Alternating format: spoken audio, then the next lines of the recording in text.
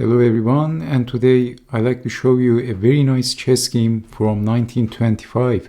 In this chess game we have Fred Yates and his opponent was August Haida.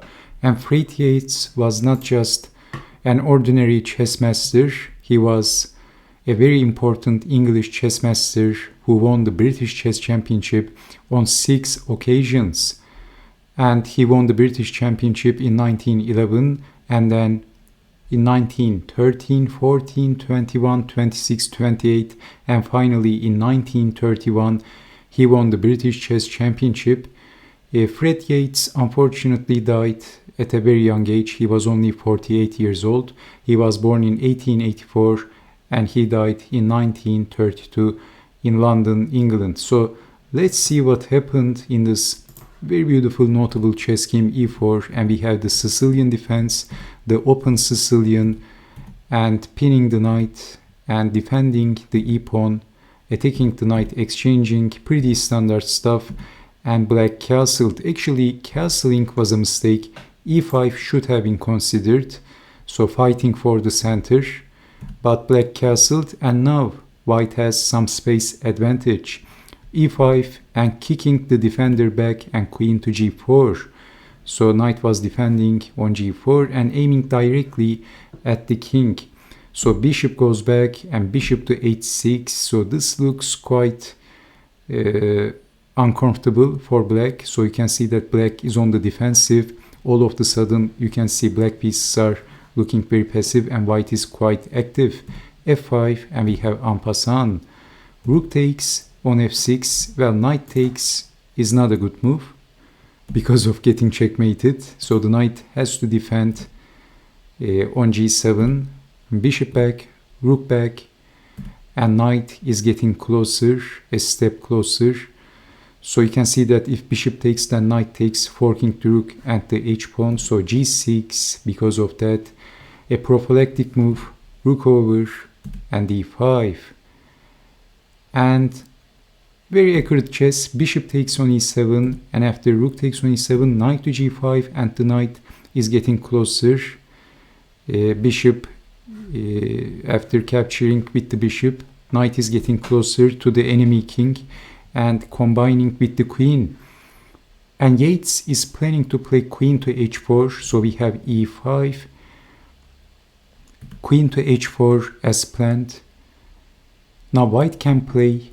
We can see that rook takes on e5 is possible, because if rook takes on e5, then queen takes on h7, king over, and then queen to f7, checkmate. And in some variations, knight takes is also possible, because if rook takes knight, then queen takes queen, the rook is going to be pinned to the queen. So we can easily say that black has the inferior position trying to defend.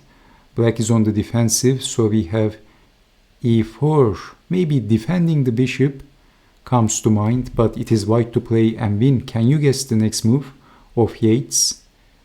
Well, actually there is a very strong move in this position, so can you guess that move if I give you a few seconds? Let me count until 3 so you can pause the video. 1, 2, and 3. So Yates played. Did you see this move? Rook takes on e4, the strongest move, and pawn takes rook, accepting the rook sacrifice. If rook takes, then queen takes, checkmate. So rook takes, and after pawn takes, bishop to c4. So this is by sacrificing the rook for opening the diagonal of death. All of a sudden white bishop is the strongest piece of the board. Black has big weakness on the light diagonal, so king over, defending the king. So nothing works actually for black. If king to h8, then knight to f7, forking the king and the queen. And if king to g7, of course, queen takes on h7 and black is lost. So this is why king to f8, but we also see weakness in the dark diagonal, queen to h6, that's check, so the king is in crossfire. All of white pieces combines perfectly, so blocking with the rook, not with the knight, because this is losing by force. Just like this, check, check, and then checkmate, force checkmate. So looking with the rook, but knight takes on h7, flashing the king out, queen to g5, king to d7, rook check, and black has to block with the knight, otherwise losing the queen.